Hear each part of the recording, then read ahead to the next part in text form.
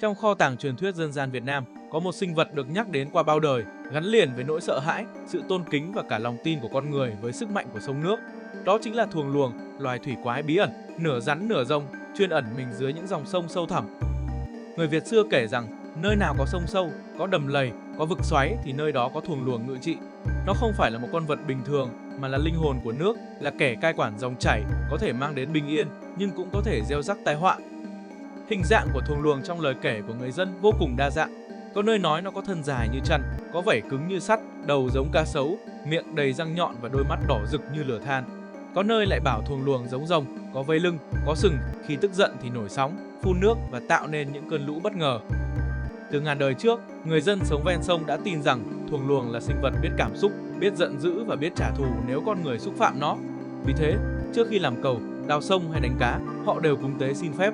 Lễ vật thường là gà trống, nắm xôi, chén rượu và lời khấn cầu mong dòng nước hiền hòa. Tại vùng sông Đà, người già kể rằng có những đêm trăng sáng, nước sông bỗng cuộn tròn, xoáy sâu như có thứ gì đó khổng lồ đang chở mình.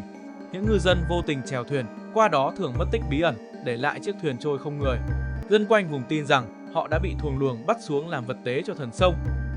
Ở miền Trung, có giai thoại về một cô gái ven sông bị thuồng luồng hóa thành người trai trẻ đến quyến rũ. Hắn có đôi mắt sâu hút, giọng nói trầm ấm, nhưng khi ánh trăng dọi xuống, da hắn biến thành lớp vảy lạnh lẽo. Cô gái mất tích vào một đêm mưa lớn, chỉ còn lại dấu vết trơn nhớt trên bờ sông. Dân làng lập miếu thờ để cầu siêu cho cô và cầu mong thuồng luồng không quấy phá nữa. Ở vùng sông Tiền, sông Hậu, người miền Tây lại kể về những con rắn khổng lồ ẩn mình dưới lòng kênh rạch. Chúng chỉ xuất hiện khi nước lớn, trồi lên mặt nước như một khúc cây trôi, nhưng ai lại gần thì bị hút xuống. Nhiều người tin rằng đó chính là hóa thân của thuồng luồng canh giữ long mạch của vùng đất. Trong một số tài liệu cổ như Lĩnh Nam Trích Quái, Việt Điện U Linh Tập, thuồng luồng được nhắc đến như một loài thủy quái từng gây họa cho dân, rồi bị thần linh hoặc các vị tướng diệt trừ. Nhưng trong nhiều câu chuyện khác, thuồng luồng lại là loài linh vật bảo vệ dòng sông, chỉ trừng phạt những kẻ tham lam, ô uế hay là xúc phạm thần nước. Có một câu tục ngữ cổ mà người dân miền Bắc vẫn truyền lại: sông sâu có thuồng luồng, đi qua phải cúng. Câu nói này không chỉ là lời nhắc nhở về sự linh thiêng của sông nước, mà còn thể hiện niềm tin của người Việt rằng thiên nhiên có linh hồn và con người phải biết kính trọng, không được tùy tiện. Người ta tin rằng thuồng luồng vốn là rồng hóa kiếp. Có con vì phạm tội mà bị đày xuống sông, phải chịu cảnh cô độc hàng trăm năm. Có con tu luyện ngàn năm vẫn chưa hóa thành rồng, đành ở lại dưới nước để tiếp tục trông coi dòng chảy. Cũng có truyền thuyết nói rằng khi thuồng luồng đủ công đức, nó sẽ được hóa thân thành rồng, bay lên trời khi có sấm chớp, mở ra mưa thuận gió hòa cho nhân gian.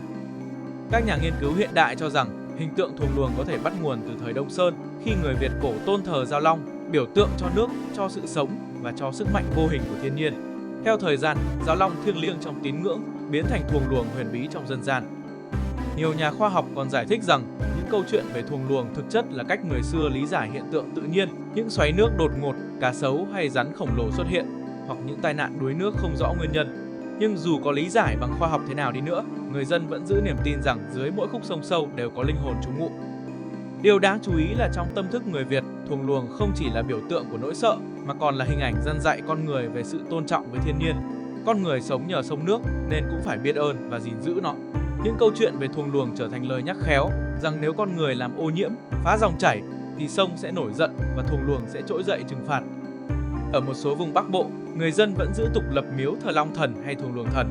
Họ không xem đó là ác quỷ mà là vị thần canh giữ nguồn nước. Hàng năm vào mùa khơi sông, người ta tổ chức lễ cúng lớn, dâng hương và rượu, cầu mong cho mưa thuận, gió hòa, thuyền bè qua lại bình an. Nhiều cụ cao niên kể rằng vào những năm hạn hán, nếu dân làng thành tâm cầu khấn thần sông, họ sẽ thấy một cột nước dựng lên giữa sông như có vật gì chuyển động bên dưới, rồi mưa bắt đầu rơi. Đó là dấu hiệu thuồng luồng đã nghe lời cầu xin và mở lòng ban nước cho dân. Trong văn hóa tâm linh Việt Nam, thuồng luồng là hiện thân của ranh giới giữa rồng thiêng và thủy quái, giữa thiện và ác, giữa thiên nhiên bao dung và cơn giận dữ của đất trời. Nó vừa đáng sợ vừa đáng kính. Người ta không bao giờ dám gọi thẳng tên mà chỉ nói tránh ông nước, ngài sông hoặc thần dưới vực. Nếu ta lắng nghe kỹ, những câu chuyện về thuồng luồng không chỉ là truyền thuyết, chúng là tiếng nói của tổ tiên, của những người sống gắn bó với sông nước qua bao thế hệ. Họ kể lại để con cháu hiểu rằng thiên nhiên có linh hồn và con người chỉ thật sự yên ổn khi biết sống hài hòa với nó.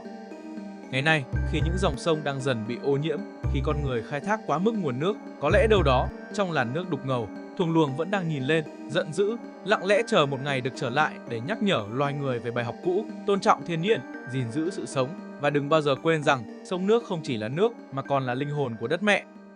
Và nếu một đêm mưa bão, bạn nghe tiếng nước cuộn trào, tiếng gió rít lên dưới lòng sông, hãy nhớ rằng, biết đâu, thuồng luồng vẫn đang trườn mình trong bóng tối, lặng lẽ bảo vệ những dòng chảy của quê hương như cách người xưa vẫn tin suốt hàng nghìn năm qua.